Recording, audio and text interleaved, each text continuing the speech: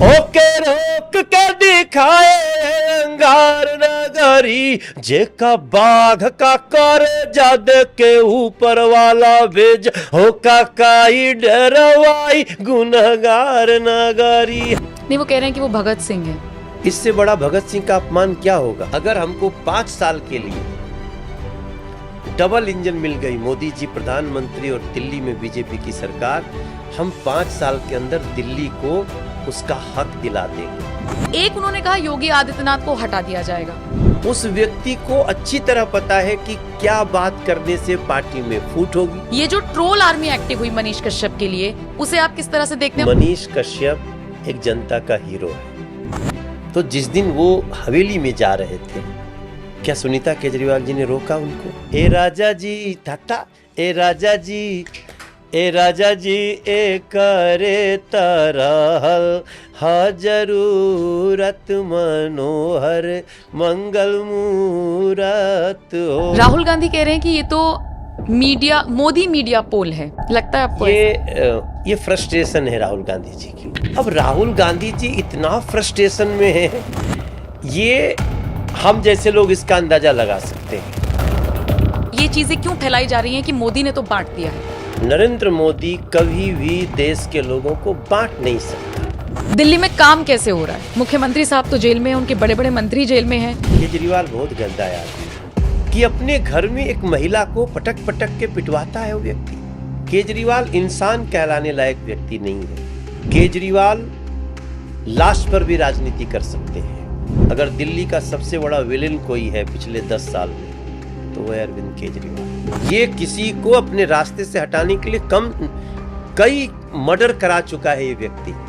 क्या बात कर रहे हैं? हाँ, कन्हैया कुमार आपको लगा कि आपके लिए चुनौती है?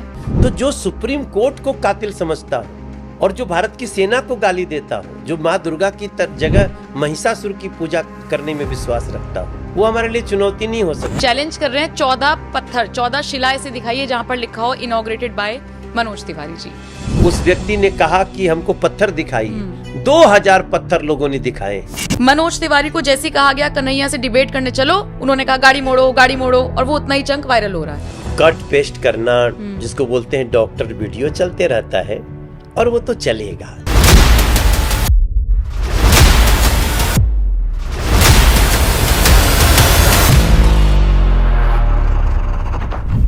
नमस्कार, स्वागत है आप सभी का। आप देख रहे हैं एनएमएफ न्यूज, आपके साथ मैं हूं नम्रता चौधरी।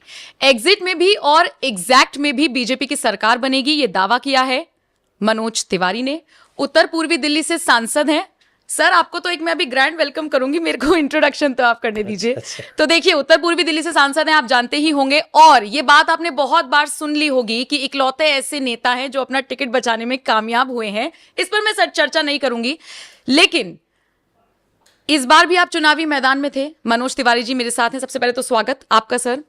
आप पहले तो मुझे ये बताइए, मैं आपसे राजनीति को लेकर बात करूं या आपकी निजी जिंदगी को लेकर बात करूं, मुझे ये बताइए, ये जो इस वक्त 11:15 हो रहे हैं रात के, ये वक्त अमूमन मैंने सुना है लोगों से कि आप जिसे कहते हैं कि आप रात को जागने वाले शख्स हैं।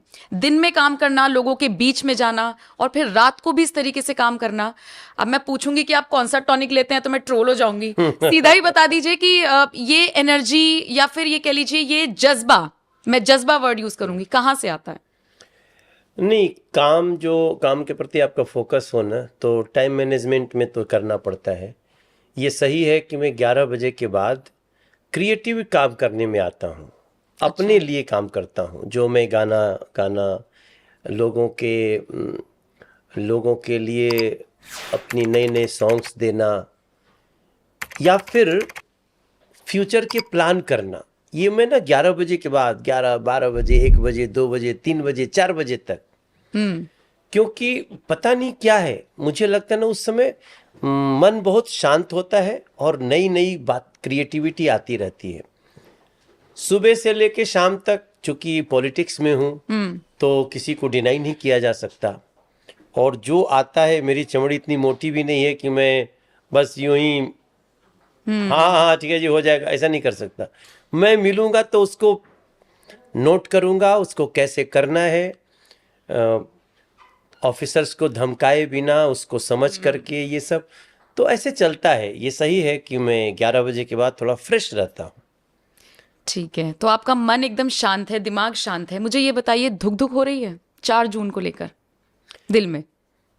थोड़ी सी तो रहती है। देखो कैसे कह दें, सब कुछ है, एग्जिट अच्छा है, एग्जिट पोल, अपने क्षेत्र की समीक्षा भी बहुत अच्छी है, लेकिन फिर भी एग्जैक्ट सही ढंग से आ जाए तो फिर चल के ईश्वर को और मोदी जी को धन्यवाद किया जाए। राहुल गांधी कह रहे हैं कि ये तो मोदी मीडिया पोल है। लगता है आपको ऐसा? ये फ्रस्ट्रेशन है राहुल गांधी जी की। देखो, आप मीडिया का इस तरह से मजाक नहीं उड़ा सकते। आज जो राहुल जी को हमने देखा ना वीडियो में, वो बड़ी तमतमाए हुए लगे। मतलब ऐसा लग रहा है वो मीडिया से बात करने की जगह मीडिया को धमकाने आ रहे हैं, और बेसिकली उन्होंने धमकाया। मीडिया पूछ रही है एग्जिट पोल पे आपका क्या है, ठीक है, एग्जिट पोल बोल दीजिए कि भाई मेरे हिसाब से एग्जिट पोल सही नहीं होगा, लेकिन वो सिक्योरिटी उनको पीछे कर रही है, अरे छोड़ दो भाई साहब, जाने दो, इतना गुस्सा ठीक नहीं, ऐसा लग रहा है कह रही है। और वो आकर के सीधे कहना कि एग्जिट पोल नहीं है, ये मोदी मीडिया पोल है। अरे राहुल जी, सैकड़ों लोग 48 डिग्री सेंटीग्रेड में खड़े होंगे, किसी से बात किए होंगे, किसी बहन से, किसी माँ से, किसी युवा से, किसी बुजुर्ग से, तब जाकर के एग्जिट पोल। और आज ही देखो एग्जिट पोल का एक एग्जाम्पल से सही निकल गया। अरुणाचल प्रदेश में सेम एग्जिट पोल आया था कि 46 से 51 सीट मिलेगी बीजेपी को, नहीं 44 से 51 सीट मिलेगी बीजेपी को। एक्सिस का एग्जिट पोल बताया और 46 सीट मिली। अब राहुल गांधी जी इतना फ्रस्ट्रेशन में हैं, ये हम जैसे लोग इसका अंदाजा लगा सकते हैं, क्योंकि जो व्यक्ति झूठ में जी रहा हो, देश में नफरत फैलाने में लगा हो, हिंदू मुसलमान में खाई पैदा करने में लगा हो, तो ऐसे लोगों का यही हश्र होता है। नम्रता। मनोज जी, हिंदू मुस्लिम से मुझे एक सवाल आपसे पूछना था। जब आपने जिस दिन नामांकन भरा था, बहुत बड़ा रोड शो था वो, मैं उसमें गई थी, मैंने पूरा कवर किया था वो। तो जब वो रोड शो पूरा, आप आगे आगे चल रहे थे, हम लोग पीछे पीछे आ रहे थे, तो मैं साथ के साथ पोल करती हुई जा रही थी। मुझे बहुत सारे मुस्लिम मिले, हिंदू भी मिले, उन सबका एक यही कहना था, मनोज तिवारी भैया वही जीतेंगे, कौन कन्हैया हम नहीं जानते। ये उनकी, मैं आपको चाहे सुनवा भी सकती हूँ, उनका यही कहना था।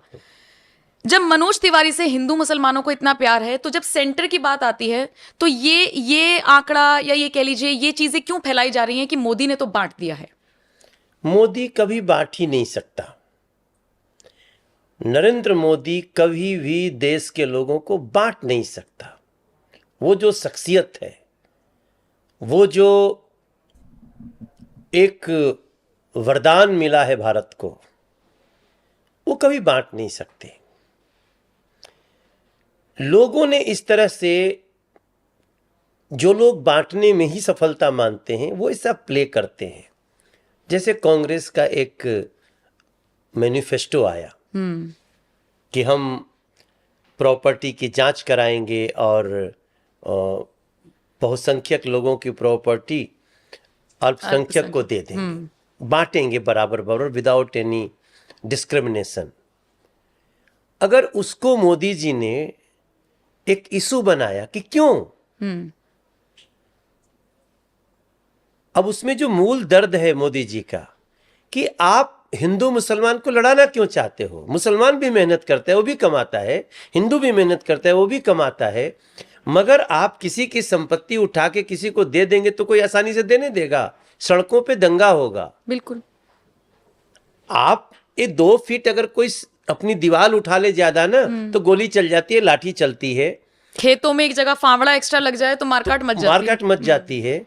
तो आप जो दंगा कराने की साजिश रहे, उस पे चोट किया मोदी जी ने। अदरवाइज 10 साल के कार्यकाल में मोदी जी ने हिंदू मुसलमान, सिख, ईसाई, बौद्ध, जैन, पारसी, किसी में भेद कर ही नहीं सकता। वो मोदी है। ठीक है, अच्छा, अब आ जाते हैं आपकी सीट पर। कन्हैया कुमार आपको लगा कि आपके लिए चुनौती है या चुनौती पैदा कर सकते हैं? जैसे टिकट बंटवारा हुआ और कांग्रेस ने उनके नाम का ऐलान किया था। हमें कन्हैया कुमार कभी चुनौती नहीं लगे, बल्कि मुझे लगा कि थोड़ा हमारा चुनाव आसान कर दिया कांग्रेस ने, क्योंकि कन्हैया कुमार का परिचय क्या है? कन्हैया कुमार का परिचय है देश को तोड़ने वाला नारा लगाना, भारत तेरे टुकड़े होंगे, ये नारा कन्हैया का है। देशद्रोह का कानून चल रहा है उनके ऊपर, और यही आम आदमी पार्टी देशद्रोह का कानून चलाने की अनुमति दी है। हर घर से अफजल निकलेगा, कितने अफजल मारोगे, उन्हीं का नारा है कि एक आतंकवादी के लिए बोलते हैं अफजल हम शर्मिंदा हैं, तेरे कातिल जिंदा हैं। हु इज कातिल? सुप्रीम कोर्ट, जिसने फांसी की सजा दी। तो जो सुप्रीम कोर्ट को कातिल समझता हो और जो भारत की सेना को गाली देता हो, जो मां दुर्गा की जगह महिषासुर की पूजा करने में विश्वास रखता हो, वो हमारे लिए चुनौती नहीं हो सकता। हाँ, मेरी चुनौती ये थी कि निश्चित रूप से मैं स्वीकार करूंगा कि आम आदमी पार्टी और कांग्रेस दोनों मिल गई, जो एकदम असंभव सा था। अरे भाई, कांग्रेस को ही गाली देते हुए तो आम आदमी पार्टी आई और दोनों मिल गए, तो सीधी सीधी टक्कर हुई।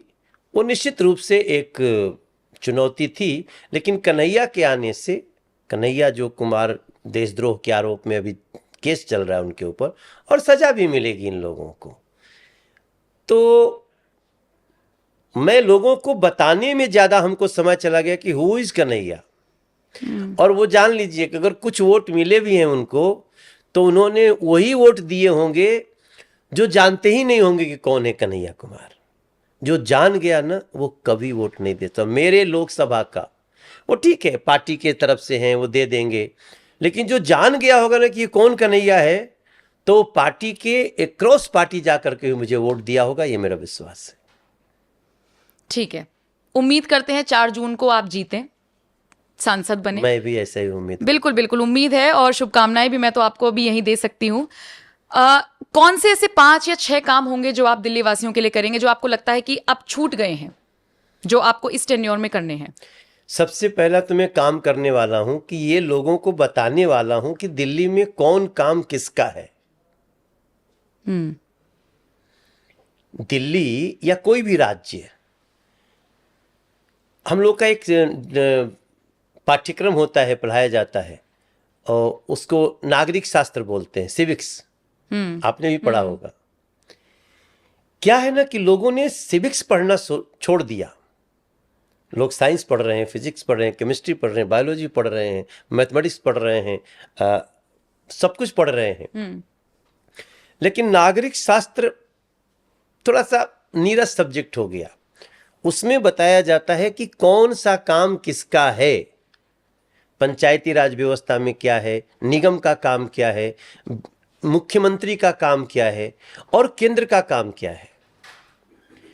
अब आप भी जो हमसे सवाल पूछे हो कि आप कौन सा 5 काम करोगे, हम तो क्या कर सकते हैं? एक सांसद मेट्रो ला सकता है, एक सांसद नेशनल हाईवे बना सकता है, एक सांसद घर घर पीएनजी गैस कनेक्शन दे सकता है, एक सांसद दिल्ली में पुलिस की व्यवस्था का जिम्मेदार है, एक सांसद सेंट्रल स्कूल बना सकता है, एक सांसद, जो दिल्ली की बात कर रहा हूं, उसमें लॉ एंड ऑर्डर के साथ साथ और बाकी चीजों की मॉनिटरिंग कर सकता है। केंद्र से जो काम हो रहे हैं उसका मॉनिटरिंग कमेटी का अध्यक्ष मैं हूं।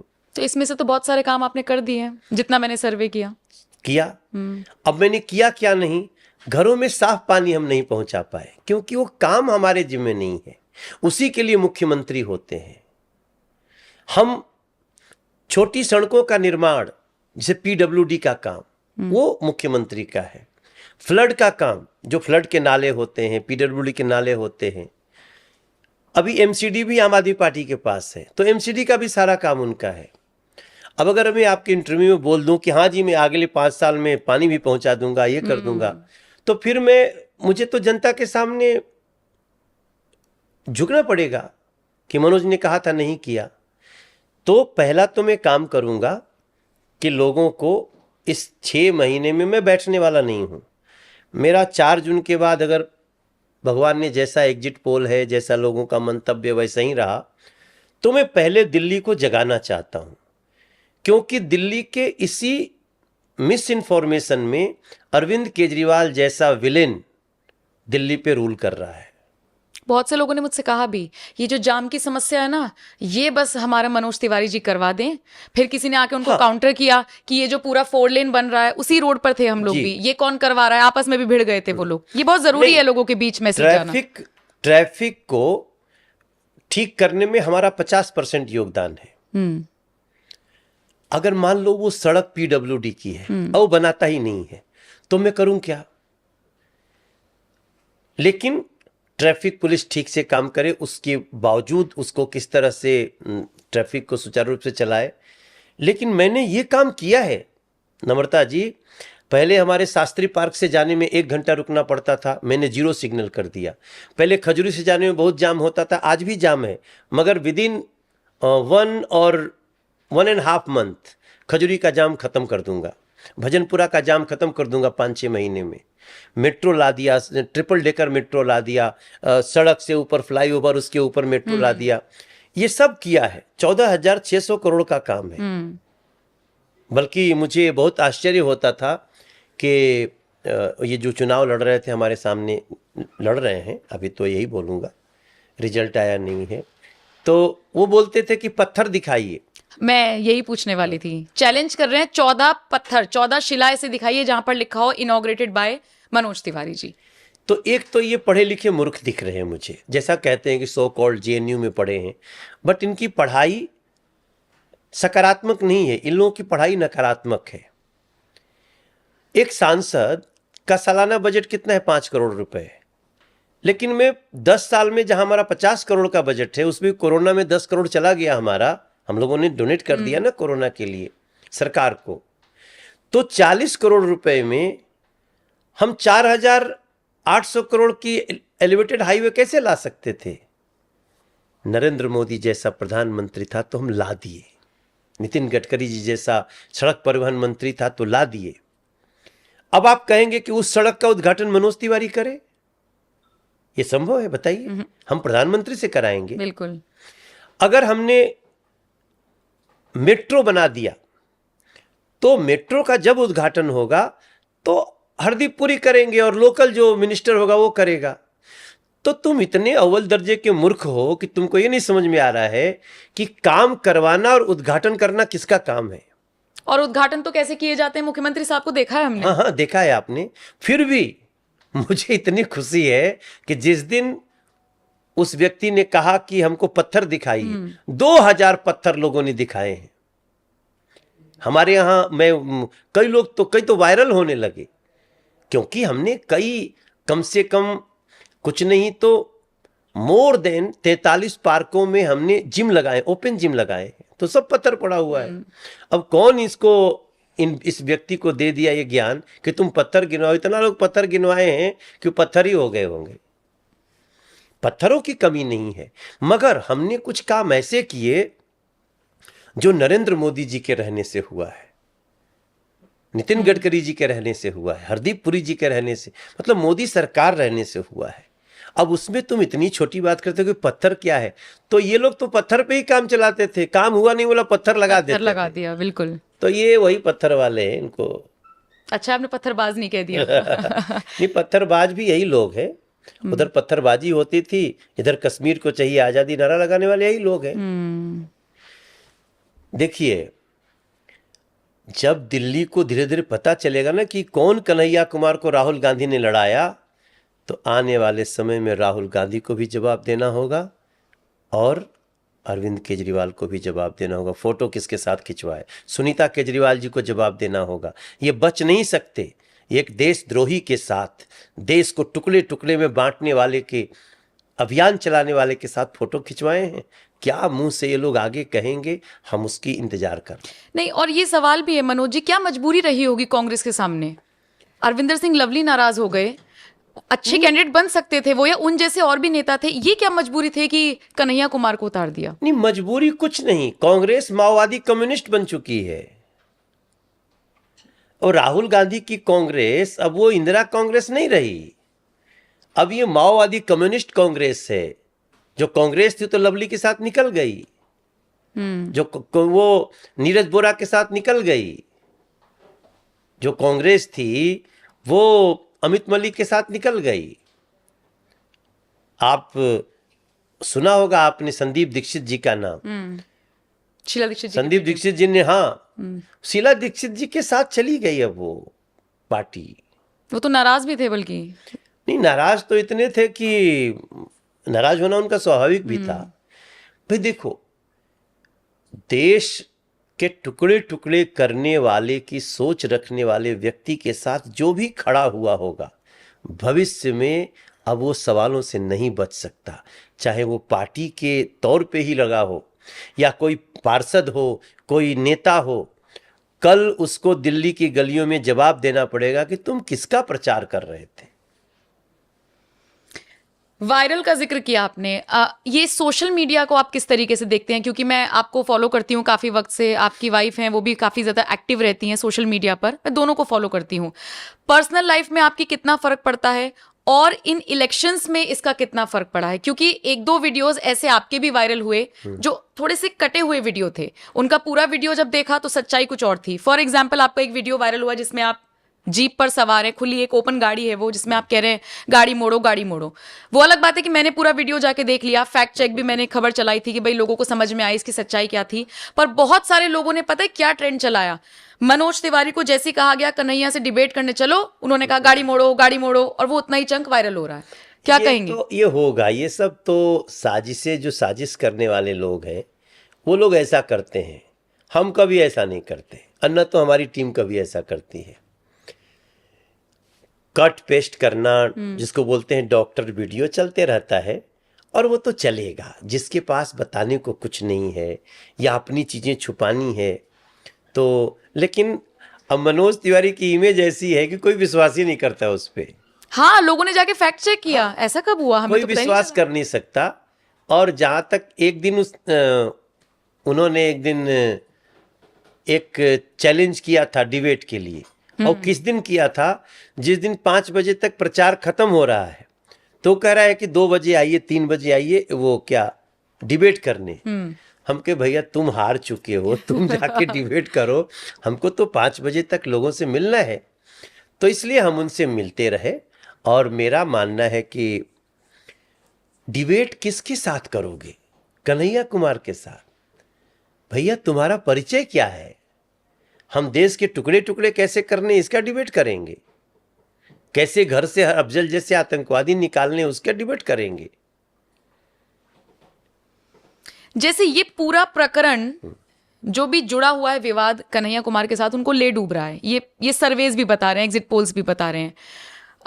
आपको नहीं लगता केजरीवाल को भी कुछ ऐसे मामले हैं जो ले डूबे हैं? कथित शराब घोटाला, स्वाति मालीवाल, ये पूरा प्रकरण जो हुआ है, जेल में थे, जेल से बाहर भले ही वो आ गए हों कि भाई मुझे प्रचार करना, आज तो खैर चले गए हैं।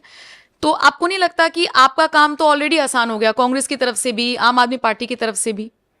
चुनौती तो थी ही नहीं, फिर भी उसके बाद भी देखिए, अभी कुछ ऐसे लोग हैं जो, मुझे कहने में कोई संकोच नहीं है कि वो इस देश की नब्ज को नहीं टटोलना चाहते हैं, देश के बेहतरी के साथ नहीं चलना चाहते हैं। हमें आगे उन पर काम करना है, उनको बीजेपी को हराने के लिए ही वोट करना है। और ये मैं आपको बताऊं, आने वाले भारत में ये बहुत बड़ी चिंता का विषय होने वाला है। एक पार्टी जो सभी वर्गों के लिए समान काम कर रही है, फिर भी अगर कुछ लोग कहते हैं कि नहीं हम तो बीजेपी को वोट नहीं देंगे, तो सीधे सीधे देश का बंटवारा कर रहे हैं विचारधारा के आधार पर। और आने वाले समय में यह हमारे देश का बहुत ही ज्वलंत प्रश्न बनने वाला है। वो लोग इस बार भी वोट किए हैं। भाई हम जो मानते हैं कि दो ही लोगों की आमने सामने प्रमुख लड़ाई है, तो निश्चित रूप से दूसरे तरफ भी 4-5 लाख वोट गिरेंगे। हो सकता है हमारे तरफ 8-9 लाख वोट गिर जाए, लेकिन 4-5 लाख लोग भी जो वोट दिए हैं वो कन्हैया कुमार को तो वोट नहीं देंगे। वो या तो अपनी किसी, देखो छोटी मोटी प्रॉब्लम में वोट न देना एक अलग बात है, छोटा इशू है, जी आपने मेरी सड़क नहीं बनाई, आपने मेरा काम नहीं किया, आप हमसे हमारी शादी में नहीं आए, ठीक है, क्षमा चाहता हूं, लेकिन कुछ लोग उसकी भी सजा दे देते हैं। ये क्षणिक सजा हुई। लेकिन कुछ लोग ऐसे हैं जो हमें बीजेपी का कमल नहीं दबाना है। वो लोग कन्हैया कुमार को देख के थोड़ी वोट दिए हैं, उनको बल्कि ठीक से पता हो जाता कन्हैया कुमार कौन है, तो शायद वो वोट देने नहीं जाते। तो ऐसा हुआ भी है हमारे क्षेत्र में भी, जहां कई जगह मैं देखता था 80-85% वोट होते थे, वहां 65-70% पे रुक गए हैं। तो मूल हमारा ये है कि कई ऐसे लोग हैं जिनको हम उनको सकारात्मक रूप से ले रहे हैं। हम उनको समझाएंगे, उनके पास बैठेंगे और कहेंगे कि अगर देश में एक नरेंद्र मोदी नाम का ऐसा व्यक्ति, उनको मैं महामानव भी कहना चाहता हूं, जिसको देश की जनता इतना विश्वास दे रही है, अगर वो सबके लिए कर रहे हैं तो उनके साथ खड़े होइए। और बहुत लोग एकदम दीवार तोड़कर उनके साथ खड़े होना शुरू भी हो गए हैं, लेकिन एक बहुतायत जो नंबर्स है उस पे हम भविष्य में काम करेंगे। अच्छा, इस बार सेलिब्रिटी फेसेस पे बहुत दाव लगाया गया है, बहुत सारी सीटों का मैं जिक्र, जैसे हेमा मालिनी जी को तो खैर रिपीट किया गया है, बाकी कंगना का जिक्र मैं कर सकती हूँ, हंसराज को यहाँ से निकाल के पंजाब भेज दिया गया है। मतलब एक तरीके से मुझे लगता है कि लगाया गया। अरुण गोविल को आप मेरठ में देख लीजिए। तो मैं एक छोटा सा किस्सा बताऊंगी, फिर पूछूंगी आपसे एक सवाल। मैं मेरठ की हूँ, तो कवरेज हो रही थी वहां पे, तो अरुण गोविल जी आए हुए थे, बड़ा सा उनका एक रोड शो निकला, तो बहुत सारे ऐसे थे जो कांग्रेसी थे। तो मैंने पूछा किसको आप लोग क्या वोट दे रहे हैं, कह रहे कांग्रेसी है और हम तो यहाँ गठबंधन से वो सुनीता वर्मा खड़ी है उनको ही देंगे, क्या मतलब है ये वो। और आप यकीन नहीं मानेंगे, जैसे ही अरुण गोविल का रोड शो निकला, उन्हीं लोगों ने, मेरे कैमरे में कैद है उनकी तस्वीरें, हम बहुत हंसे बाद में, उन्हीं लोगों ने ऐसे फूल पकड़े हाथ में और ऐसे उनके ऊपर बरसाए और ऐसे हाथ जोड़ा और जय श्री राम किया। और फिर मैंने जाके पूछा ये क्या था, तो वो कंफ्यूज हो गए। अब ये तो रही एक बात। सवाल मेरा ये है कि आपको नहीं लगता कि विरोध कितना भी हुआ हो, चाहे नरेंद्र मोदी का या यूपी में योगी का, या मैं तो कहूं उत्तर पूर्वी दिल्ली में कुछ एक ने आपका भी विरोध किया होगा, लेकिन साइलेंट वोटर्स ने बीजेपी का साथ दिया है और ये एग्जिट पोल्स में दिख रहा है। आपको नहीं लगता कि मुस्लिम महिलाओं का वोट इस बार बीजेपी को गया है? मुझे तो अंदर से इंट्यूशन आ रहा है, आपको कितना लग रहा है कि मैंने अभी थोड़ी देर पहले कहा आपको कि वो लोग जो बिल्कुल कमल नहीं दबाना चाहते थे, वहां से भी अब कमल दब रहे हैं, कमल के बटन दब रहे हैं। तो मैं उन्हीं का इशारा कर रहा था। और बाकी जो नहीं दबा रहे उन पे भविष्य में काम करेंगे हम लोग, और एक विश्वास का वातावरण बना रहे हैं। और वो लगता है कि धीरे धीरे बनेगा, धीरे धीरे बनेगा। युद्ध तो यही है कि कुछ लोग रोकने में लगे हैं, हम उनको जोड़ने में लगे हैं। तो आया है, मुस्लिम बहनों का वोट बीजेपी की तरफ पड़ रहा है, और इसीलिए एग्जिट पोल के ये नतीजे हैं। तो इसमें औंधे मुंह वो गिर रहे हैं जो सोच रखे थे कि बस इनको तो हम इतना भड़का देंगे कि ये कमल का बटन दबाएंगे ही नहीं। लेकिन नरेंद्र मोदी जी ने ऐसा माहौल बनाया कि धीरे धीरे विश्वास वहां भी जाग रहा है। तो 400 पार की कितनी उम्मीदें हैं एग्जिट पोल्स देखने के बाद? देखिए, एग्जिट पोल में कुछ लोगों ने 401 भी दिया है। तो अब भाई हम तो उसी पे जाएंगे। जब 401 किसी ने भी दिया है, दो तीन चैनल्स ने दिया है, तो फिर मेरा मन कह रहा है कि 400 पार हो सकता है। लेकिन एक टेंशन की बात ये नहीं है कि बिहार में सीटें घटती हुई दिख रही हैं? दक्षिण में आपका खाता बढ़िया अच्छे तरीके से, वहां के लोग भरोसा कर रहे हैं बीजेपी पर, लेकिन बिहार में थोड़ा सा चिंता का विषय है। देखिए, हम एग्जिट पोल का कई मायने में सम्मान करते हैं। अगर बिहार में 3-4 घट रही है तो पश्चिम बंगाल में 10-12 बढ़ रही है। बिल्कुल, दक्षिण में 14-15 बढ़ भी रही है। तो ये तो होता है, कभी कभी सिचुएशन कहीं कहीं आ जाता है ऐसा। और बाकी तो देखते हैं एग्जैक्ट में क्या होता है। एग्जैक्ट में क्या होता है, थोड़ा बहुत ही टाइम रह गया है, पता चल जाएगा। केजरीवाल को लेकर क्या सोचते हैं? दिल्ली में काम कैसे हो रहा है? मुख्यमंत्री साहब तो जेल में हैं, उनके बड़े बड़े मंत्री जेल में हैं और इतने गंभीर आरोप लगे हुए हैं, परेशान है जनता। काम कैसे होगा या कैसे हो रहा है? केजरीवाल बहुत गंदा आदमी है, मैं अपने अनुभवों से बता रहा हूं। केजरीवाल इंसान कहलाने लायक व्यक्ति नहीं है। मैं बहुत वेदना से बोल रहा हूं। केजरीवाल लाश पर भी राजनीति कर सकते हैं। केजरीवाल ने दिल्ली को धोखा दिया है। अगर दिल्ली का सबसे बड़ा विलेन कोई है पिछले 10 साल में तो वह अरविंद केजरीवाल। दिल्ली के लोगों को पानी के लिए तड़पना पड़े, नल खोलते ही गटर का मिक्स पानी गिरे घर में, दिल्ली राजधानी और नलियां बजबजा रही हों, खुद को दिल्ली का बेटा बोले और बुजुर्गों का पेंशन बंद हो, 10 साल से गरीबों का नया राशन कार्ड न बना हो जबकि मोदी जी पूरा राशन देने को 5 साल तक फ्री तैयार है, दिल्ली सबसे पोल्यूटेड सिटी बन गई हो, दिल्ली की जमुना जी सबसे प्रदूषित, इतने ही दूरी में वजीराबाद बैराज से कलंदी कुंज तक देश की सबसे पोल्यूटेड नदी में इतना चंक आता है। 1500 किलोमीटर बहती हैं यमुना जी, बाकी में कोई दिक्कत नहीं है। वो अरविंद केजरीवाल रोज नया नारा, रोज नया नारा, नया झूठ और भ्रष्टाचार, इस लेवल का भ्रष्ट व्यक्ति के मतलब अपने पीए से एक महिला को पिटवाने में भी गुरेज नहीं करता है। सत्येंद्र जैन जेल जाते हैं, मनीष सिसोदिया जेल जाते हैं, संजय सिंह जेल जाते हैं, सड़कों पे प्रोटेस्ट नहीं करता है वो आदमी, लेकिन उसका पीए जब जेल जाता है तो प्रोटेस्ट करते हैं, क्योंकि सारी चाबी तो उसके पीए के पास है ना, उसकी जानकारी। मैं आज भी देख रहा था जब आपसे बात कर रहा हूं कि वो महात्मा गांधी जी के जेल से आया, जेल में जा रहा है जो व्यक्ति, वो महात्मा गांधी की समाधि पे अपवित्र कर गया। गांधी जी से सीख लिए होते तो आज जेल के सलाखों के पीछे नहीं होते। नहीं, वो कह रहे हैं कि वो भगत सिंह है। इससे बड़ा भगत सिंह का अपमान क्या होगा? भगत सिंह भ्रष्टाचारी थे। भगत सिंह भ्रष्टाचार के लिए जेल में गए थे। अरविंद केजरीवाल को भगत सिंह का अपमान करने की भी सजा मिलनी चाहिए। शहीद आजम भगत सिंह का नाम उन्होंने अपने नाम से जोड़ करके बदनाम किया है। और भगत सिंह ने कौन सा कोर्ट में याचिका लगाई थी? जमानत दे दो, जमानत दे दो।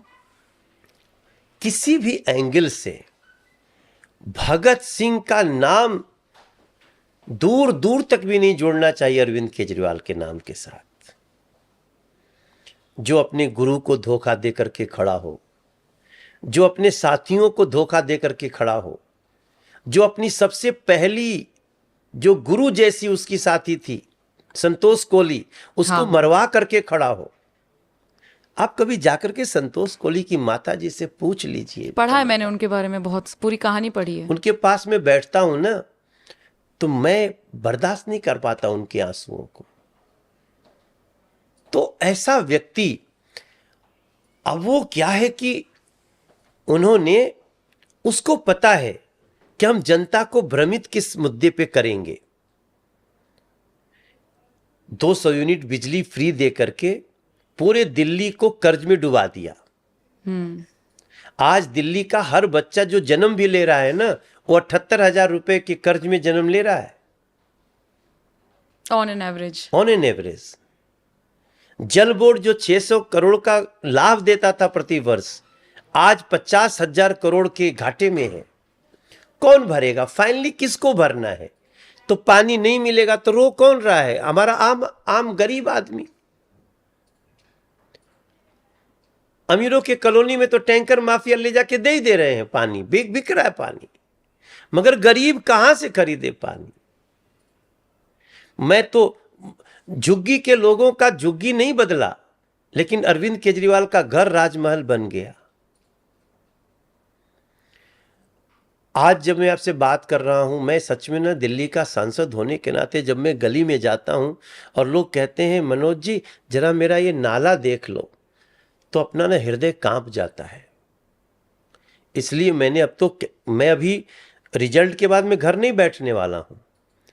मैं रिजल्ट के बाद अपने सभी साथियों को जो इस सफर में हमारे साथ आए हैं, हमारे तमाम कुछ कांग्रेस से साथी आए हैं, कुछ मीडिया से साथी आए हैं, मनीष कश्यप जैसे लोग आए हैं, हमारे पास अरविंदर लवली जैसे लोग आए हैं। मैं इन लोगों का साथ लूंगा और हमें गली गली जाना है, जगाना है कि एक बार दिल्ली को नरेंद्र मोदी जी को दोनों चाबी दे दीजिए, जिसको कहते हैं डबल इंजन।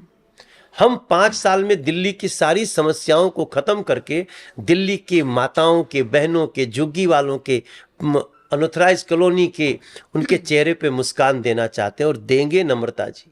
आज आपसे इस यहाँ अगर हमको 5 साल के लिए डबल इंजन मिल गई, मोदी जी प्रधानमंत्री और दिल्ली में बीजेपी की सरकार, हम 5 साल के अंदर दिल्ली को उसका हक दिला देंगे। पानी के लिए कोई तड़पता नहीं मिलेगा, हर व्यक्ति के घर में नल से जल होगा। हमने गैस कनेक्शन नल से दे दिया, पाइप से दे दिया सबके घरों में। हम बुंदेलखंड में जाकर के नल से जल दे रहे हैं, 13 करोड़ नए नल से जल कनेक्शन दिए। ये दिल्ली केवल फोकस नहीं है। फोकस क्या है? पैसा लूटो, अपने बैंक बैलेंस बनाओ, अलग अलग राज्यों में आम आदमी पार्टी को बढ़ाने के लिए लगाओ, दुनिया को छलावा करो। ये अरविंद केजरीवाल जी का अपना मोडस ऑपरेंडी, और कुछ नहीं। उनको ना दिल्ली की हाय लगी है। आप सोच सकती हैं कि अपने घर में एक महिला को पटक पटक के पिटवाता है वो व्यक्ति। वो हमारे लिए स्वाति मालीवाल नहीं है, हमारे लिए दिल्ली की एक बेटी है, देश की एक बेटी है। और मुझे लगता है कि इस चुनाव में भी दिल्ली की महिलाओं ने अच्छी पिटाई की है आम आदमी पार्टी की। वोट की चोट दी है। इतना बड़ा झूठ बोला आप हमको वोट देंगे तो हम जेल जाने से बच जाएंगे। अभी वोट गिनाया नहीं और जेल चला गया। वोट गिना जाता तो होता कि चलो भाई वोट नहीं दिया इसलिए जेल जा रहा है। वो तो गिनाया भी नहीं और जेल चले गए। किसको बेवकूफ बना रहा था ये व्यक्ति? अब मेरी बात समझ रहे हो ना? जब तुम बोल रहे हो कि वोट दोगे तो मैं जेल से बचूंगा, तो वोटवा गिनाने तो दो। क्यों जा रहे हो 2 तारीख को जेल? एक और भयानक झूठ। तो अरविंद केजरीवाल का पूरा परिचय झूठ और लूट है, गंदगी है मन में, बहुत बड़ा अपराधी है ये व्यक्ति।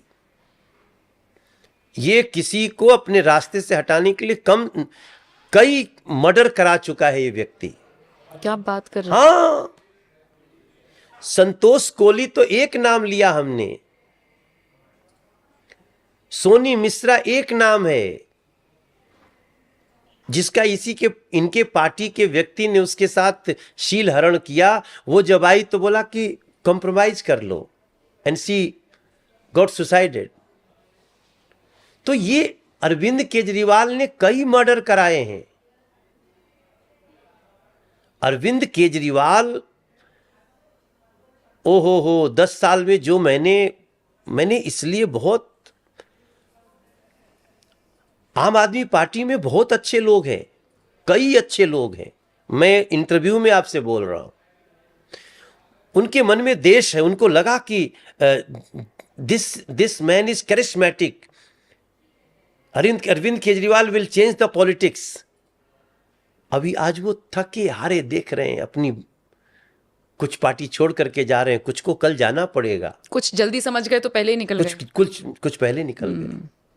तो मेरा ये जो मैं आज बोल रहा हूं ना, मैं बहुत आत्मा मेरी दिल्ली की दुर्दशा देख करके मैं रो रहा।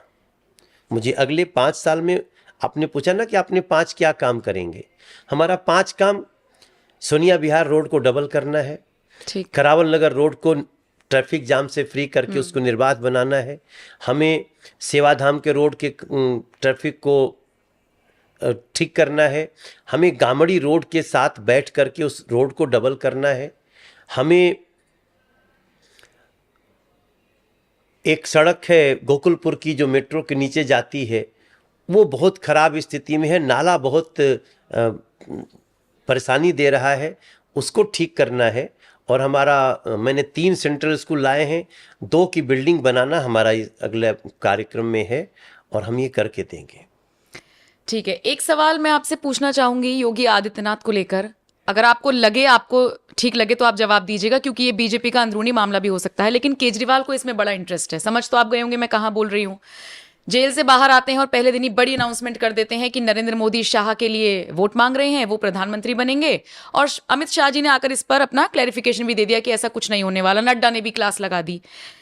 एक उन्होंने कहा योगी आदित्यनाथ को हटा दिया जाएगा।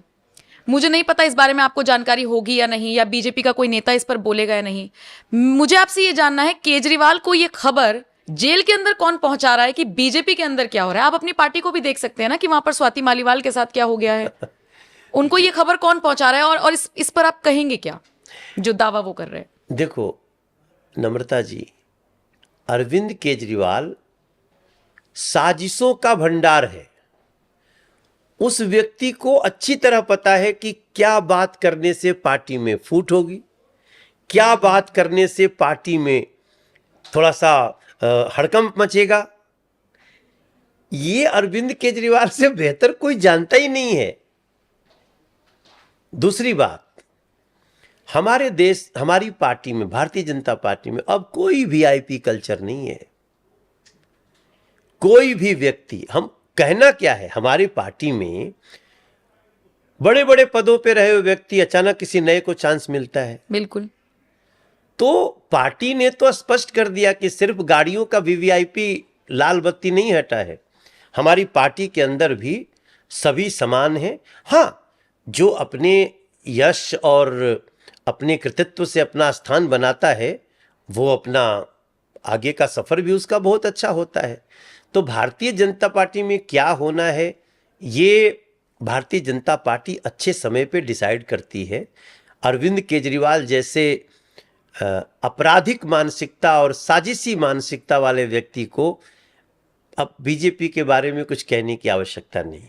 अच्छा, आप सीरियसली लेते हैं केजरीवाल को और उनकी बातों को, आप या बीजेपी के और नेता? नहीं, हमको लेना पड़ता है, क्योंकि वो इतना बड़ा नफरत का दीवार खींचता है। अगर नहीं सीरियसली लेंगे ना, तो समय पे इनकाउंटर नहीं करेंगे तो फैला देगा। मान लो कि आपने किसी को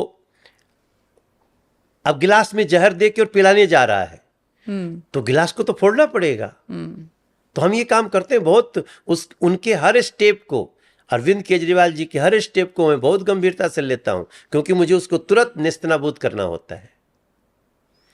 ठीक है। अच्छा, मनीष कश्यप का आपने थोड़ी देर पहले जिक्र किया। मनीष कश्यप जब तक निर्दलीय चुनाव लड़ रहे थे तो बहुत वाहवाही हो रही थी। जैसे ही खबर आई कि बीजेपी उन्होंने ज्वाइन कर लिया और आप ही उस वक्त वहां पर मौजूद थे, तो कहा गया कि मनोज तिवारी जी खास हैं, भैया भैया मनीष कश्यप कहते हैं, तो करवा दी बीजेपी ज्वाइन। उसके बाद लोगों ने उन्हें, एक तबके ने उन्हें ट्रोल करना शुरू कर दिया।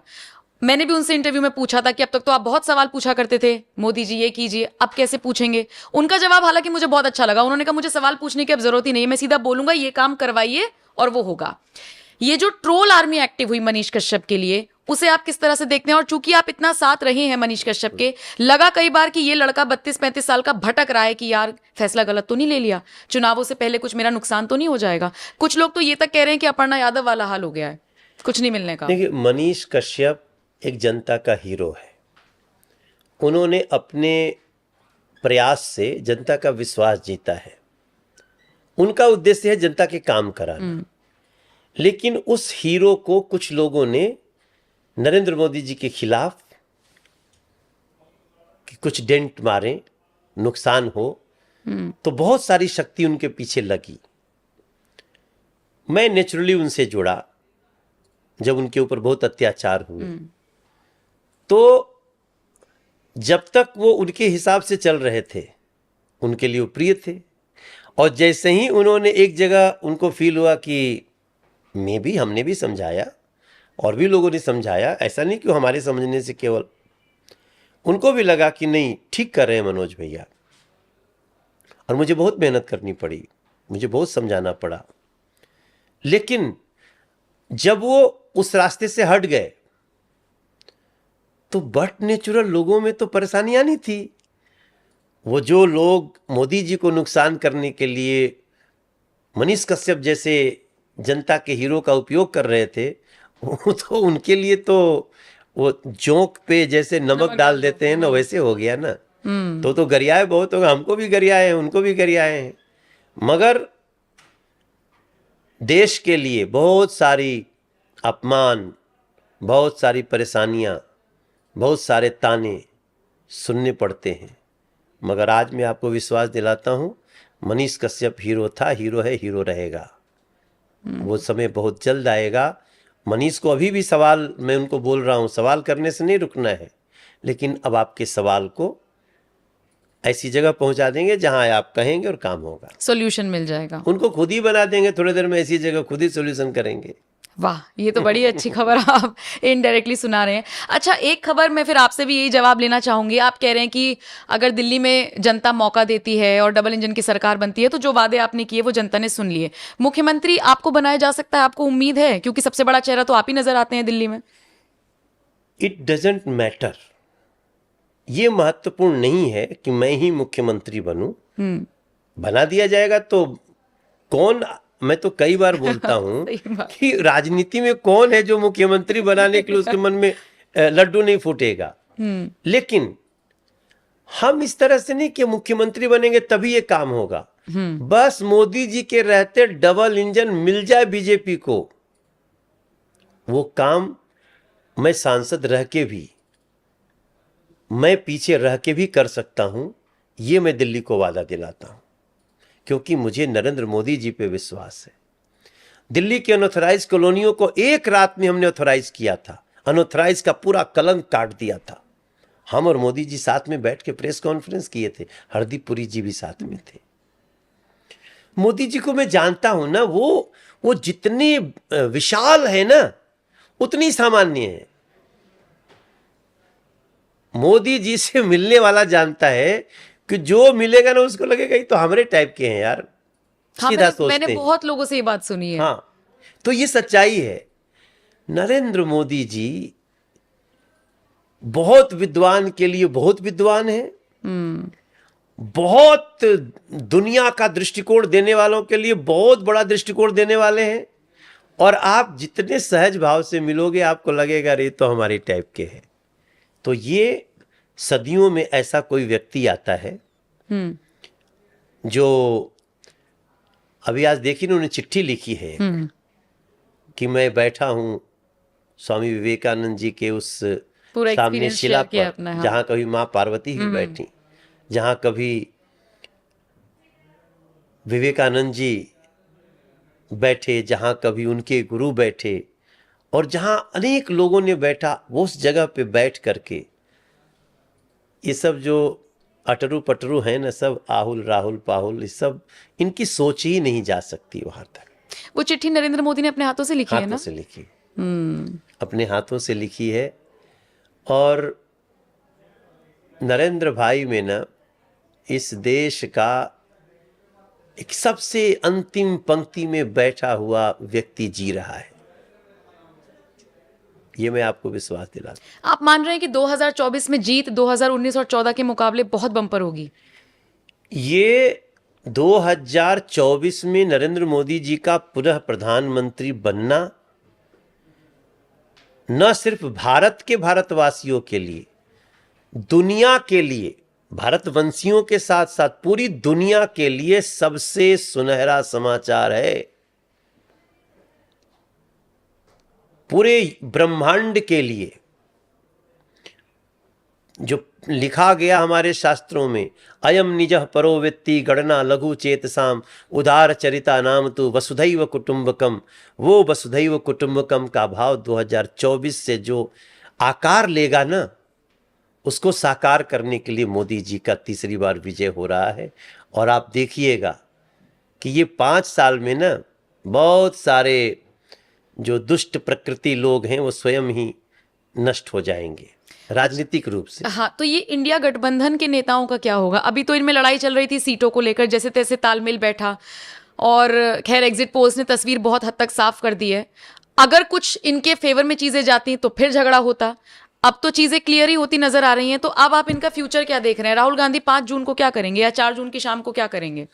ये लोग एक दूसरे को गाली देंगे, ठीकरा फोड़ेंगे एक दूसरे के ऊपर। हाँ, चुनाव में भी गाली दिए हैं। अरे भाई, दिल्ली में आम आदमी पार्टी कांग्रेस एक थी ना, पंजाब में तो खूब चल रहा था विरोध। ऐसा चल रहा था कि अब मैं तो गया था वहां। तो ये 5 जून के बाद एक दूसरे को जितना गाली दे सकते हैं, जितने झगड़े होंगे, आप वो देखते रहिए। अच्छा मनोज जी, इतना व्यस्त आपका शेड्यूल रहा है पिछले चुनावों में, मैंने देखा इन 2-3 महीनों में, गाना कब आपने गा दिया बीच में? और वो ट्रेंडिंग में है इस वक्त, पंचायत ले लीजिए, भैया जी ले लीजिए। सब 2 बजे रात का क्रिएशन है। सब क्या है कि देखिए, मैं सबसे पहले सिंगर हूँ। मैं आई लव सिंगिंग। और मुझे याद है जब ये भैया जी फिल्म का गाना गाना था, मनोज बाजपेयी भाई का फ़ोन आया। उन्होंने बोला कि मुझे एक और जिया हो बिहार के लाला दे दीजिए, ऐसे उन्होंने बोला। तो हमने कहा यार तो बहुत बड़ी बात बोल दी है। तो मैं कहा कि पहले सिचुएशन बताइए कि क्या है आपकी फिल्म का। तो हम लोग प्लान कर रहे थे कि कहाँ मिला जाए। तो मैंने बोला कि वो बोल रहे कि या तो मैं आ जाऊँ या मैं चलता हूँ मैं ही। तो मैं गया और रात में हम लोग 1-1:30 बजे मुंबई के वेस्टिन होटल में मिले। उन्होंने सिचुएशन सुनाया और खट मेरे दिमाग में एक गाना आया, हो जे का बाघ का करे जा दे के ऊपर वाला भेजा, हो का काई डेरवाई गुनहगार नगरिया, जे सारा जीवन दुख झेला हरदम खातर से खेला, जे सारा जीवन दुख झेला हरदम खातर से खेला, ओके रोक के दिखाए अंगार नगरी, जे का बाघ का कर जद के ऊपर वाला भेज, हो का काई डरवाई गुनहगार नगरी। और मैं गाया और मनोज भाई ना ऐसे उठ के मुझे पकड़ लिए, मिल गया मिल गया। हम करे क्या मिल गया यार। और वो देखो, वो लोग तो बहुत अनुभवी लोग हैं, उनके प्रोड्यूसर थे, उनके डायरेक्टर थे। बोले बस मुझे यही चाहिए। उसके बाद का काम सागर ने कर दिया, जो राइटर हैं, जिन्होंने मुंबई में काबा लिखा था। और गाना वो आदित्य देव लड़का है, और इस गाने की भी गजब कहानी है। मैं दिल्ली में ही गाया। अभी मैं उसको यही सोच के गा रहा था कि इसको अभी ये डमी है। बोले नहीं नहीं नहीं, बस यही गाना, यही फाइनल है। और क्या गाना निकल के आया। लोग क्या, मुझे लगता है इस चुनाव में कई दूसरी पार्टी वालों ने भी गाना लगाया है। और मोदी जी पे कितना ट्रेंड हुआ ये गाना, कमाल है। देखो क्या होता है ना कि हमारा पैशन है गाना, और हम बहुत देसी गानों को पसंद करते हैं। मैं रीजनल फोक को चाहता हूं कि उसका असली आनंद लोगों को मिलेगा ना। जैसे अभी पंचायत में गाना गाया, लोग कह रहे हैं सोहर को फिर से जिंदा कर दिया। हाँ, और वो जो अनुराग सैकिया जो उनके म्यूजिक डायरेक्टर हैं, उन्होंने जो ढोलक, तबला, हारमोनियम, झाल, ऐसा मुझे भी लगा कि मैं 24 साल पीछे चला गया हूं। शुरुआत में जब हम लोग जैसे गाते थे, और वो इतना अच्छा मिक्स किया है। उसका वो गाना है ना कि हरे ऐसन मनोहर मंगल मूरत सुहावन सुंदर सूरत हो, ए राजा जी ताता, ए राजा जी, ए राजा जी, ए करे तरहल हा जरूरत मनोहर मंगल मूरत हो, ए राजा जी, ए करे तरहल हा जरूरत मनोहर मंगल मूरत हो। हरे हमरा बुझाता बबुआ जीएम होई है, ना ना ना ना ना ना, डीएम होई है हो, ए ललना, ए ललना, ए ललना हिंद के सितारा, ऊ त सीएम होई है, ओ करो ऊपर पीएम होई है हो। मौजूदा स्थिति में क्या गाना निकल रहा है। और उसका साउंड देखिए, मैं मानता हूं ना, गानों का स्ट्रक्चर और गानों का साउंड बहुत ज़रूरी है। तो ये जो पंचायत के इस गाने के म्यूजिक डायरेक्टर हैं अनुराग ने बहुत अच्छा मिक्स किया है। और अब मुझे लगता है इस टोन का मैं जल्दी एक गाना भी देने वाला हूँ। मेरा एक बहुत प्यारा प्रोजेक्ट है ओक्का बोक्का। ओक्का बोक्का ओक्का बोक्का जल्दी दूंगा क्या मैं मतलब है इसका, ओक्का बोक्का? आई तो समझ लेना। ठीक है। अच्छा, अब 2-3 सवाल मैं आपसे ले लेती हूँ थोड़ा निजी तौर पर। सवाल ये कि एक सांसद के तौर पर जितना मैंने आपके बारे में जाना, लोगों ने कहा कि मनोज भैया हम लोगों के बीच रहते हैं, हम लोगों की समस्याओं को सुनते हैं। फिर अभी टाइम हो रहा है कितना, 12 बजने के आसपास है, तो मैं देख रही हूँ इंटरव्यूज आप कर रहे हैं। घर में आप प्रॉपर टाइम दे पाते हैं? शिकायत नहीं रहती है मैम को या बच्चों को? कोशिश करता हूँ, देखो शिकायत तो होगी। अब देखिए आज मैम का बर्थडे और आप यहाँ पर इंटरव्यू दे रहे हैं। हाँ तो आज तो साथ में लेके आया हूँ। आज तो आप बच गए। उनको मैं लेके आया हूँ साथ में। क्या होता है देखो, घर की भी परिवार के सदस्यों को थोड़ा सा समय तो देना पड़ता है। या तो परिवार ही मत रखो, या तो पूरे देश को अपना परिवार समझ लो। लेकिन मैंने आज भी उनका जन्मदिन था, समय दिया। लेकिन वो बहुत अच्छी है, वो एक्सपेक्ट नहीं करती है कि मैं उसको समय दूं। इस चुनाव में उसने भी बहुत मेहनत किया है। हाँ, वो आपके लिए लोगों ने बताया कैंपेनिंग मुझे। करती हुई नजर आई। हाँ, और बहुत अच्छा किया, कोई विवाद नहीं हुआ उसके बोलने से। ये बड़ी बात है। आपको पता है एक दिन आपकी wife Surabhi Tiwari social media पर ट्रेंड कर रही थी, तो मैंने जाके देखा कि वो ट्रेंड क्यों कर रही हैं। तो लोग उन्हें सनातनी, सनातन प्रेमी, हनुमान चालीसा वो बहुत पढ़ती हैं, तो सारी तस्वीरें उनकी वायरल हो रखी थी। मैंने उस पर खबर भी बनाई थी। फिर अब आपको पता है ये सोशल मीडिया का दौर है, तो कंपैरिजन चला। तो 2 भाभियों का जिक्र हुआ। एक तरफ लोगों ने कहा कि मनोज तिवारी भैया की पत्नी, उनको राजनीति में आना चाहिए, यानी सुरभि तिवारी को। और दूसरी तरफ कहा कि सुनीता केजरीवाल क्यों आ रही हैं आगे, इनको हटाइए। ये जो कंपैरिजन है, निश्चित तौर पर आप एक पुरुष हैं, आप सोच समझकर ही बोलेंगे सुनीता केजरीवाल पर मैं फिर भी आपकी टिप्पणी चाहूंगी कि जिस तरीके से वो सक्रियता से आगे आई, संजय सिंह के बाहर आते ही वो पीछे हो गई। ये पूरा प्रकरण आपने कैसे देखा? क्या आपको लगता है वो 2 नंबर पर आ गई थी पार्टी में, जिसकी वजह से पार्टी में थोड़ी सी खलबली मच गई थी? देखिए, वो 2 नंबर पे हैं ही, वो कहीं पीछे नहीं है। और मैंने बताया ना कि अरविंद केजरीवाल, मैं सुनीता जी को बहुत अच्छी तरह से नहीं जानता हूँ, इसलिए मैं कोई टिप्पणी नहीं करना चाहता हूँ। जरूरी नहीं कि पति जैसा हो पत्नी भी वैसी ही हो, या उनके बच्चे भी वैसे ही हो, इसको मैं ऐसा नहीं बोलूँगा। लेकिन कुछ मामले में तो सुनीता जी कटघरे में खड़ी हैं। जैसे मैं 2-4 कमरे के फ्लैट में रह लूँगा, तो जिस दिन वो हवेली में जा रहे थे, क्या सुनीता केजरीवाल जी ने रोका उनको? रहती तो वो भी उसी में है। क्या जिस दिन अपने बच्चे की झूठी कसम खा करके कांग्रेस से हाथ मिलाया अरविंद केजरीवाल ने, क्या सुनीता जी ने रोका उनको? क्या दिल्ली से किया गया वादा कि हम जमुना जी को इतना साफ करेंगे कि साथ में डुबकी लगाएंगे, क्या किसी दिन प्रेस कॉन्फ्रेंस करके सुनीता जी ने कहा कि हमारे पति ये गलती कर रहे हैं? शराब घोटाला उसी घर में बैठ के हुआ, क्या सुनीता केजरीवाल जी का कोई बयान आया कि अरविंद को अपने रास्ते चलना चाहिए? सवाल तो उठेंगे। इसलिए आज दिल्ली की जनता परेशान है। दिल्ली की जनता को पानी खरीद के पीना पड़ रहा है। दिल्ली की जनता के गरीबों का राशन कार्ड नहीं, लेकिन उसमें भी जब वो दोषारोपण करते हैं कि अभी हमको एलजी काम नहीं करने दिया, अभी मोदी काम नहीं करने दिया, अभी सांसद काम करने नहीं दिए, तो क्या सुनीता जी ने बोला कि अरविंद इतने ज्यादा झूठ बोलने की बजाय काम कर लो? तो ऐसे में सुनीता जी की इमेज आने के पहले बहुत धूमिल सी हो गई है। आई डोंट नो पर्सनली वो कैसी हैं।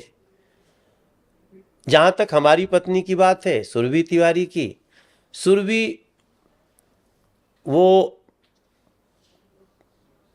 हमारी पार्टी में न तो ऐसी कोई परंपरा है कि आपके बाद आपकी पत्नी होगी, और दूसरी बात कि ना तो सुरभि का ऐसा कुछ मानस है। वो एक बहुत राष्ट्रवादी महिला है, और वो अपने बच्चों का भी उतना ही ख्याल रखती है, परिवार का भी उतना ही ख्याल रखती है, हमारे माता जी का भी, परिवार का भी।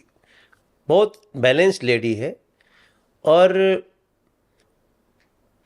वो इस चुनाव में नरेंद्र मोदी जी फिर से प्रधानमंत्री बने, इसके लिए उसने बहुत काम किया। वो तो मैंने ट्विटर पर देखा किस तरीके से उन्होंने मेहनत की। वो एक संस्था की दिल्ली के अध्यक्ष भी है। अच्छा। वो विश्व मांगल्य सभा एक संस्था है जो माताओं की संस्था है कि अपने बच्चे को माता ही तैयार करती है ना, तो पहली गुरु माँ है, तो माँ को अपने बच्चे में भारतीय संस्कार रखने चाहिए, ऐसी कार्य करती है विश्व मांगल्य सभा, जिसकी वो दिल्ली के अध्यक्ष है। तो ये संस्था काम कैसे करती है? वो संस्था पूरे देश में काम करती है, हर स्टेट की यूनिट है। अच्छा, ओके। और वो उसका नागपुर जो है मुख्यालय है और वो बहुत बड़े स्तर पे कार्य करती है वो संस्था। तो उसकी दिल्ली अध्यक्ष है वो पिछले 2 साल से, तो उसमें भी उसका बहुत अच्छा है। वो तो उसका दूसरा रूप लोगों ने देखा नहीं है। मुझे लगता है कि सुरभि, उस पे मुझे भी बड़ा गर्व होता है। वो कई जगह जाती है माताओं को ट्रेनिंग देना, क्योंकि प्रथम गुरु तो माँ है। माँ है, बिल्कुल। तो उस भाव में माँ को तैयार करना, ये वो संस्था काम करती है। तो सोच लीजिए, इसलिए तारीफ उसकी हो रही है, उसने बिल्कुल वही काम। अच्छा, अगर वो राजनीति में सक्रिय तौर पर आना चाहें, आने देंगे? कोई दिक्कत नहीं, वो हम कौन रोकने वाले होते हैं, मगर नहीं उसका उनका ऐसा interest। कुछ है नहीं, मन ही नहीं है उसका। ठीक है, इस इंटरव्यू को तो मनोज जी यही खत्म करते हैं क्योंकि ऑलमोस्ट 12 बज गए हैं। लेकिन जाते जाते आप ऑन कैमरा एक वादा कीजिए कि अगली बार जब मैं आपका इंटरव्यू करूंगी, चाहे यहां करूं चाहे आपके आवास पर हो, आप मैम को साथ में लेके बैठेंगे। ऑफ कैमरा तो आप या कोई भी कभी भी पलट सकता है, नहीं कहा जा सकता। ऑन कैमरा वादा कीजिए। नहीं, उनसे पूछना पड़ेगा कि वो हमारे साथ बैठेंगी कि नहीं बैठेंगी, क्योंकि वो एक संस्था की ऑलरेडी अध्यक्ष है और वो बहुत सम्मानित संस्था है। तो वो हमारे साथ इंटरव्यू शेयर करेंगे कि नहीं, लेकिन उसमें कोई बहुत बड़ी बात भी नहीं होगी, सब संभव है। और आप कहेंगे तो एक बार हम बैठ जाएंगे। चलिए, शुक्रिया मनोज जी वक्त देने के लिए और हमारे साथ जुड़ने के लिए। तो मनोज तिवारी को आपने सुना, उनके विचारों को आपने जाना, और 4 जून से कुछ घंटे पहले का ये इंटरव्यू है, तो निश्चित तौर पर मैं कोशिश करूंगी कि एक्सक्लूसिव बना रहे और सबसे पहले मैं आप तक इसको पहुंचा रही हूं। बताइए जरा ये इंटरव्यू आपको कैसा लगा, मनोज तिवारी के व्यूज आपको कैसे लगे, और क्या आपको भी लगता है कि एग्जिट पोल एग्जैक्ट पोल साबित होंगे और जो 401 की हम बात कर रहे थे वहां तक आंकड़ा पहुंचेगा? कमेंट सेक्शन में अपनी राय हमें जरूर दीजिएगा। नमस्कार। और जाते जाते एक बात और बोलना चाहता हूँ जी, मैं, थोड़ा लास्ट में पूछो आपकी, हम कुछ एक मैसेज क्या देना चाहते हैं? बिल्कुल। आप क्या मैसेज देंगे दिल्ली वासियों को, देशवासियों को? हम दिल्ली वासियों और देशवासियों को कहेंगे कि अब देश को कोई बम गोले से नहीं हरा सकता, लेकिन देश को यहाँ से वैचारिक आतंकवाद से हराने की कोशिश होगी। ऐसे में कई ऐसे वैचारिक आतंकवादी देश में और दुनिया में खड़े हो रहे हैं, ध्रुव राठी जैसे वैचारिक आतंकवाद करने वाले लोग। इनको मैं वैचारिक आतंकवादी मानता हूँ। गलत न्यूज परोसना, गलत ढंग से पहले तो युवाओं के साथ एक रेपो बना लेना, और ऐसे फिर उसके बाद उसको गलत संदेश देना, ऐसे वैचारिक आतंकवादियों से भी, ध्रुव राठी जैसे वैचारिक आतंकवादियों से लोग सावधान रहें। कन्हैया कुमार जैसे वैचारिक आतंकवादियों से लोग सावधान रहें। इस देश में बहुत सारे ऐसे लोग हैं जो वैचारिक आतंकवाद फैला रहे हैं, उनमें कई लोग हैं इस फहरिस्त में।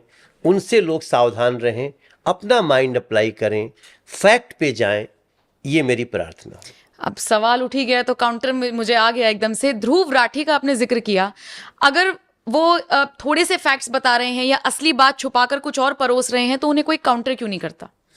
नहीं, काउंटर करने वाले बहुत छोटी मोटी हस्ती तो वो है नहीं, वो अगर कुछ बात बोल रहे हैं और लोग उन्हें सुन रहे हैं, उनके 35 मिनट के वीडियो को लोग सुन रहे हैं, काउंटर कोई क्यों नहीं करता कि ये आपने आधी जानकारी दी है, आप भ्रम फैला रहे हैं? नहीं, अभी लोग काउंटर करने लगे हैं। कई लोगों ने उनका काउंटर किया है। एक कोई ने निशांत पेटी को भी देखा मैंने, वो ईज माई ट्रिप चलाते हैं, उन्होंने काउंटर किया। और कई, स्वाति मालीवाल का कुछ कमेंट है कि वो आम आदमी पार्टी का पहले वॉलंटियर भी थे। तो ये लोग क्या है ना, इनका धर्म पैसा है। इनका धर्म देश है नहीं। आपको लग रहा है उनको फंडेड किया जाता है ध्रुव राठी को? 100%, and they are very much dangerous people. देखिए, कुछ दिन पहले तक मैं भी उनको अच्छा ही समझता था, और तो छोड़ो, मैं भाई ठीक है, उनके पास वोकेबुलरी है, बात को अच्छी तरह से रखने की कला है, लेकिन उस कला का दुरुपयोग अगर वो देश को कमजोर करने के लिए कर रहे हैं तो आज मुझे प्रार्थना करना पड़ रहा है कि ऐसे वैचारिक आतंकवादियों से सावधान रहना है। चलिए, बहुत बहुत शुक्रिया मनोज जी। और मैसेज के साथ छोड़ने का मैंने वक्त दिया था, लेकिन आपने एक बड़ा अच्छा मुद्दा उठाया कि ध्रुव राठी जिस तरीके से, क्योंकि ध्रुव राठी बहुत चर्चाओं में है और पिछले कुछ दिन से खासकर चुनावों में अगर आप देखेंगे तो एक तरह के उनके वीडियो आए हैं और इसीलिए उन पर सवाल उठे। बहरहाल, इस इंटरव्यू को लेकर अब आप क्या राय रखते हैं कमेंट सेक्शन में जरूर बताइएगा। नमस्कार और बहुत बहुत शुक्रिया आपका। Thank you.